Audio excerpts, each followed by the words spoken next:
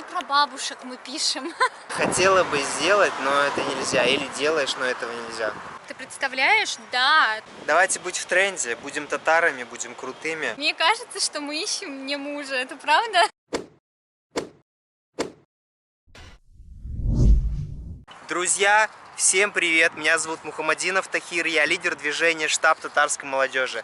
Сегодня я решил провести встречу с корреспондентом журнала «Идель» Аделей. Я хочу познакомиться с ней, познакомить ее с вами. Меня зовут Аделя. Так, мне кажется, многие знают, как Аделя Валиева. Я журналист, работаю в молодежном журнале «Идель». Вот уже несколько месяцев, но до этого у меня есть большой опыт в журналистике, и поэтому мне это безумно нравится. Мне 22 года, я живу в Казани, здесь же я обучаюсь, сейчас буду поступать в магистратуру по той же специальности журналистики и хочу продолжать развиваться в этой сфере. Как ты попала в журнал «Идель»? Ой, это на самом деле очень интересная история, совершенно случайно, так скажем, потому что до этого я проходила практику в другом издании, и так получилось, что моя знакомая приболела, и она сказала: Адель, я знаю, что ты печатаешься, знаю, что ты пишешь, ты можешь меня выручить, пойти вот на такое-то задание. Я, конечно же, согласилась, потому что я до этого знала, что такое журнал «Идель», и была заинтересована в этом издании. Я пошла, написала, после этого руководство во мне заинтересовалось и предложило сотрудничество. Я с удовольствием согласилась. Расскажи о самых сложных моментах в работе журнала, о самых интересных моментах, необычных, которые случались на работе у тебя за все то время, которое ты работаешь. Ой. На самом деле журналистика — это вот, знаешь, про то, что каждый твой день, он не однообразный. Наверное, этим и привлекает меня профессия журналиста, потому что ты не знаешь, с кем ты увидишься, ты не знаешь, где ты будешь. И чем мне очень нравится, и так, скажем, я впечатлена тем, что каждый день я встречаюсь с новыми людьми. Это очень классно, потому что каждый человек — это отдельный мир, так скажем. Из этого, конечно же, вытекают и сложности, потому что бывает такое, что каждый день у тебя что-то новое, может быть, что ты в этом не совсем хорошо разбираешься или хорошо подготовлен. Если те же самые люди, то не ко всем можно найти подход. Это тоже тяжело довольно-таки, но тебе нужно в силу того, что тебе просто нужно сдать материал. Многие татары хотят переехать в Казань. Казань сейчас прогрессирует, она расцветает. Татары, мне кажется, живут очень дружно на самом деле. И вообще я хочу начать с того, что Казань — это все-таки студенческий городок. Здесь очень много молодежи, здесь очень много красивых молодых людей. Это факт на самом деле, потому что очень много университетов, люди сюда приезжают просто работать. И на самом деле вот говорят, что нет никаких тусовок. Нет, они есть на самом деле.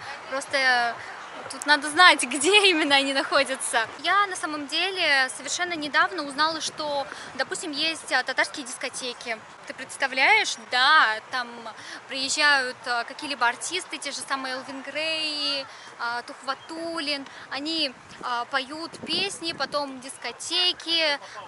Именно, знаешь, в этих клубах, по-моему, раз в неделю собираются вот все заинтересованные в этом татары, и можно так сказать, вот у меня даже подруга рассказывала, что там даже знакомятся, ну то есть такая интересная тусовка, своеобразная, где точно найдешь себе человек по душе.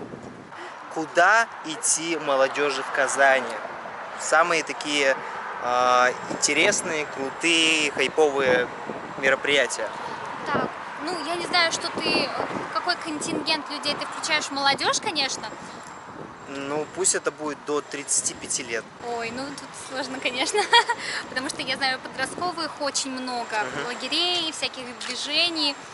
Ну вот у нас очень активно работает Министерство молодежи на самом деле. Вот если даже зайти и посмотреть их сайт, очень можно найти много проектов, много разных мероприятий. Аделя, а можешь еще что-то рассказать об особенностях работы в «Идель»? не про бабушек мы пишем, но что-то такое интересное. Мы пишем про то, что про моду, про тенденцию, что сейчас модно среди молодежи, чем занимается, какие еще есть, как бы, так сказать, ну, что слушать, что читают, что носят. Мы рассказываем также о молодежи казанской, то есть какие-то известные люди, это вот те же самые лидеры, те же самые артисты, блогеры. Это настолько все интересно на самом деле, и мне кажется, читатели очень многое узнают, потому что у нас довольно-таки сейчас хорошо развивается ТикТок, тот же самый.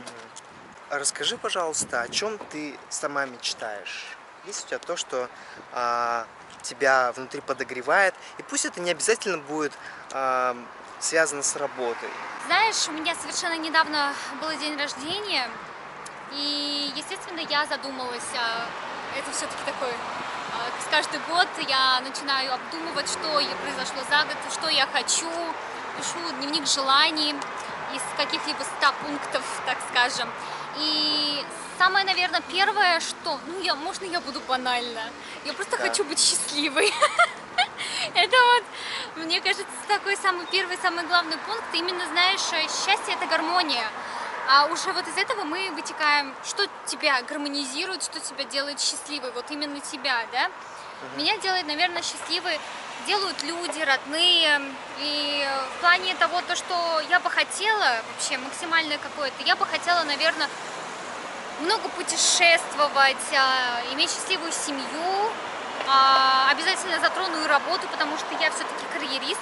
Я люблю учиться, очень люблю учиться, и поэтому идти дальше, ну, то есть всегда развиваться, всегда учиться. И вообще, мне кажется, жизнь, она на то и дана, чтобы быть активным, чтобы брать от жизни все.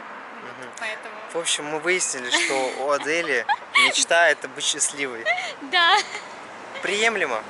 Я тебе парочку каверзных вопросов задам, если ты не против. Давай. Сколько должен зарабатывать твой мужчина? Ой, почему-то? Нет, нет, мне кажется, что мы ищем не мужа, это правда? Ну, я так сумму не назову, потому что он просто должен хорошо зарабатывать, чтобы обеспечивать все потребности. Чьи? Свои, мои. Ну нет, на самом деле, я такой человек, что, ну, как бы, я не тот человек, точнее, я не та девушка, которая бы могла жить за счет только мужа. Я считаю то, что для меня, вот, например, чисто как самореализация, как сама зарабатывать деньги, это тоже уверенность некая, это стабильность. И мне кажется, это просто хороший, приятный бонус, когда мужчина хорошо зарабатывает. В этом ничего такого нет на самом деле. Важно ли сейчас для татарочки в 21 веке сохранять себя для свадьбы? Ой, интересные вопросы, но я это не буду отвечать. Ну, как бы поговорить можно. Друзья, с нами сегодня была корреспондент журнала «Идель» Аделя. Прекрасная, красивая девушка, которая живет в Казани, которая очень талантливая, амбициозная. Мы благодарим ее за это прекрасное короткое интервью. Хотим попросить вас подписаться на эту милую девушку в Инстаграме. Подписывайтесь. Да? Класс. Подписываемся. Да. И если у тебя есть какие-то пожелания для татарской молодежи, можешь сейчас их сделать. Вообще хочу сказать тебе спасибо, то, что пригласил. Это очень интересный опыт. В основном всегда я беру интервью у всех, а тут меня решили взять, поэтому классно. То, что я бы хотела так пожелать татарской молодежи или твоим подписчикам? Не моим подписчикам, а нашим подписчикам. Нашим. Да. Нашим. Так сказать, да, нашим подписчикам? Да. Что бы я хотела пожелать нашим подписчикам, это, наверное, развиваться, не забывать, главное, свою вот эту татарскую идентичность, потому что все-таки все, что у нас, так скажем, вот внутри нас, в нашем сердце, это самое главное. И знать, что знать, что ты татарин, что у тебя есть кровь, даже если ты не чистокровный татарин, это очень классно, и мне кажется, нужно это беречь, это здорово, и нужно это популяризировать, а главное, этого не надо стесняться, это на самом деле модно сейчас, что развиваемся, популяризируем, любим. Давайте быть в тренде, будем татарами, будем крутыми.